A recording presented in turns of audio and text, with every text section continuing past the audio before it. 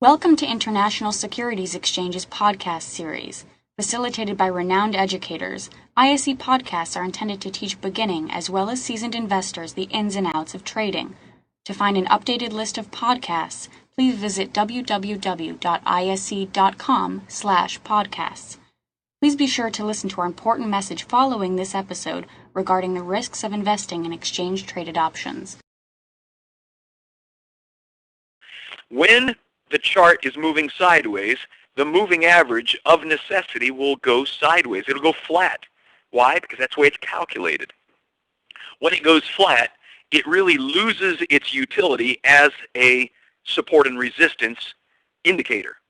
What will happen is the price will tend to fluctuate above and below the moving average, and then it really just becomes a volatility run with price above, price below. You're not really going to have a good indication of where support or resistance is. So number one is make sure that you've got a trend in place if you're going to use the moving average. Recognize that any moving average is going to lag price because it is calculated over a certain number of periods. And just the way it works is that the shorter the number of periods, the more closely it will follow the price. I mean, if you've got a 10-day moving average, although once again, I think that's really cutting it a little too tight. If you've got a 10-day moving average, it's going to follow the price very closely. If you have a 200-day moving average, it's going to average out or smooth out the price volatility. So it's not going to follow the price as closely. Now, here's the thing. There's not a right or a wrong when it comes to moving averages. It's a question of how sensitive do you want it to be. How fast a signal do you want to get out of your moving average? The lower the number that you use in the moving average, the more sensitive or the faster the indicator is going to be.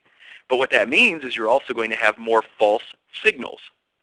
The bigger the number, so if you move from, say, 20 to 50, from 50 to 100, from 100 to 200, you're going to get more smoothing, that is less volatility, but you're also going to have to wait longer to get a signal. So it's always a balance between the two. Now, moving averages, whatever moving average you use, can be calculated on any of the four key prices, the open, the high, low, or the close.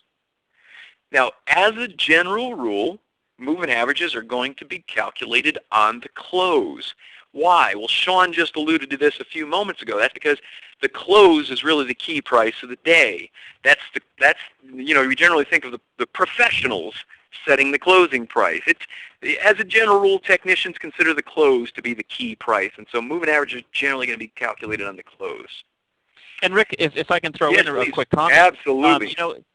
You can give you a breath, just catch your breath. You can also include multiple simple moving averages. So let's just say that you're looking at a chart and you like using a 20-period moving average. No problem. If you want to give yourself a little bit of an envelope here, then why not create 3 20-period moving averages calculated on the low and the third calculated on the close? So what you're going to look at with these 3 is that typically they will move together kind of like a railroad tracks if there were 3 railroad tracks. But what happens if you see that the high and the low begin to broaden? Now, if they're broadening or widening, moving further apart, then that tells you that the variation between the low point of the day and the high point of the day is increasing. Well, there's a simple term for that. That's called volatility. And where there's volatility, if you're familiar with option pricing model, it means that the options are going to be more juicy. They're going to be priced up a little bit more. If you're a seller of options, that's a good thing. You're going to be able to sell them for more money. If you're a buyer, expect to pay more money. So what you might want to look for, very much like Bollinger Bands, I don't think we had time where we included Bollinger Bands in here, but increased volatility is often an opportunity to move in and capture some of that volatility if you think the volatility is going to stay the same or die off. If you think volatility is going to further increase, then instead of being a seller of options, you'd want to be a buyer of options because that means that the price is going to increase just based on volatility alone. And of course, directionality is something different. But by using 3 moving averages, you can give yourself kind of a visual of increasing or decreasing volatility just using moving averages. Excellent. Thank you, Sean, for that extra bit there. There are a lot of ways, regardless of what type of moving average you use, there are a lot of ways to use them. But as a general rule, if the price is above, a moving average in a trend will act as support. If the price is below, it will act as resistance. There are such things as moving average crossovers and some other ways to use moving averages. My point again here as we go through this is not to give you an exhaustive tutorial on moving averages, but rather to introduce you, if you're not using something like a moving average or one of the key indicators, to encourage you to use them as confirming indicators as you're looking at price. Now, I don't want you to get too caught up in the equation here. There are a lot of ways that you could do moving averages. The one that we like to use is a simple moving average. It's just the simple average. If you have a 20-day simple moving average, you take the closing price for 20 days, add them up, and divide by 20. Very simple. They can get as complex as linear weighted or exponential moving averages. I'm just going to leave that. Don't trust me, I'm not going to go through this in detail. Some of you are looking at this thinking, all right, this is beyond where I want to go. I'm not going to go into this in detail. I really include it in here because I want you to consider how far you can get in taking it just another step further. But there are ways to modify the moving average with weighting factors or what we call displaced moving averages to help account for cycles. Consider them, but don't think that they're all going to, fit every situation. What I say is whatever broker you're using will give you the ability to use different technical indicators, and there's, your cost with the broker is typically going to be in your execution cost. When you place a trade and your trade's filled, that's where your cost is. They're going to give you the platform, and I say play with it. Use it. See what it does. See what it doesn't do. See how it does it. And if your broker gives you something like a weighted moving average, don't worry about going in and trying it out. Just explore and then focus in on what meets your objectives. What you're going to find is that moving averages, whichever one you choose, now I've used 4 examples here, and they're all 50-day moving averages, but the one on the bottom is a simple moving average, and now you see that these are all for the same price. The chart is the same, nothing's different there, but you have the simple moving average, and then an exponential, and then a linear weighted, and then finally a displaced moving average. The point here is they're all going to be pretty close to each other, but they're all going to serve the same purpose, and that is helping you identify things like support and resistance, finding out early in the cycle whenever the trend begins to shift.